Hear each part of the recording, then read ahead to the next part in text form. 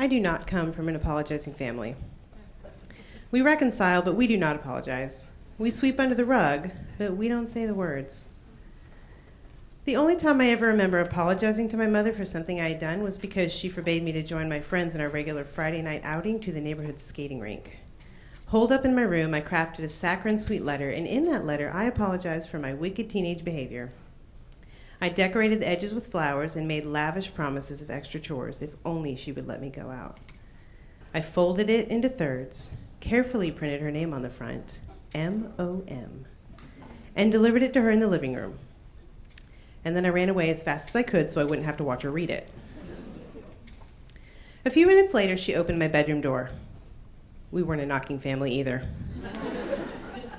She never said as much, but I knew she was calling my bluff. I wasn't sorry for what I had done or the way I'd acted. I was sorry I was being punished, sorry I was going to miss out on a fun night, and sorry I wasn't going to get to see, not talk to, but see the boy I had a crush on. I mean, the fate of my romantic future could very well rest on this trip to the skating rink. She relented, and I rushed off to join my friends, but the argument in my pseudo-attempt at a genuine apology letter had put a damper on the evening that no amount of laughter and gossiping could lift.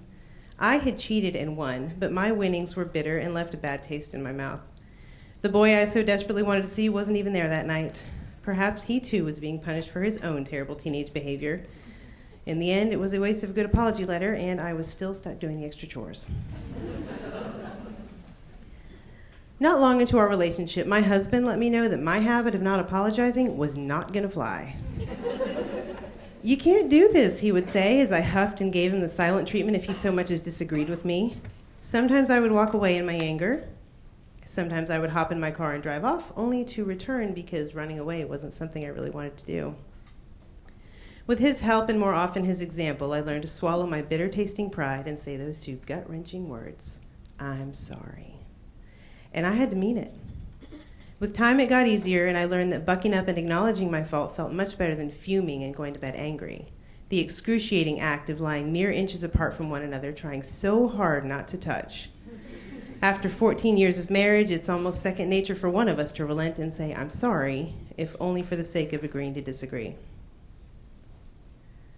Apologizing comes a little more naturally now, which is good, because as your typical flawed mother, I've been apologizing to my children pretty much since the day they were born. I'm sorry. I don't know why you're crying. I'm sorry. How could I not have known you've been sleeping in a pool of your own spit up for 2 hours?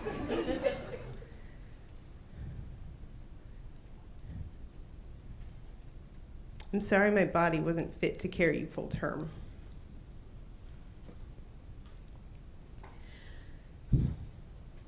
Back when I was a perfect mother, before I had kids, I swore that I wanted my children to be able to talk to me, to approach me, confront me, apologize to me, and I to them. I didn't want to raise a family of sweepers, those who don't know how to admit their wrongs or at least assuage a situation. I wanted no awkwardness and no pretending it didn't happen.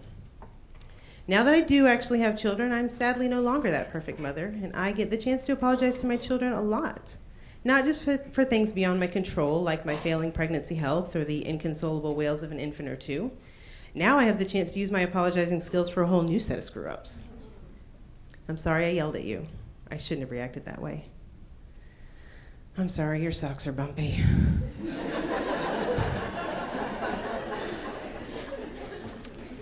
Sorry I forgot to pick you up from early release that time. And that other time. I'm sorry. I'm not perfect, but I'm trying my best. It rolls off my tongue now effortlessly, sometimes heartfelt, and sometimes because there is truly nothing else to say. My twins are 8 now, and full of drama I wasn't prepared for at such an early age. One of them in particular often declares vast injustices in her life and takes to her bed. No amount of reconciling or reasoning with her will do. Voices are raised, and I find myself staring after her in disbelief as she runs from the room, then checking my watch to make sure I have not fast-forwarded several years. If you were the praying type, please put me on your list for the teen years. Her mood swings usually indicate she's tired or hungry. I know this, but she doesn't. I know to give her some space because we both need it. After some time has passed, one of us will relent. I'll go curl up next to her in her bed, or she'll seek me out in the kitchen. She'll lean her head into my belly and stick her left thumb in her mouth and grab my shirt with her remaining fingers, a stronghold to anchor herself to me. I'm sorry, Mommy, she'll say, and she'll mean it.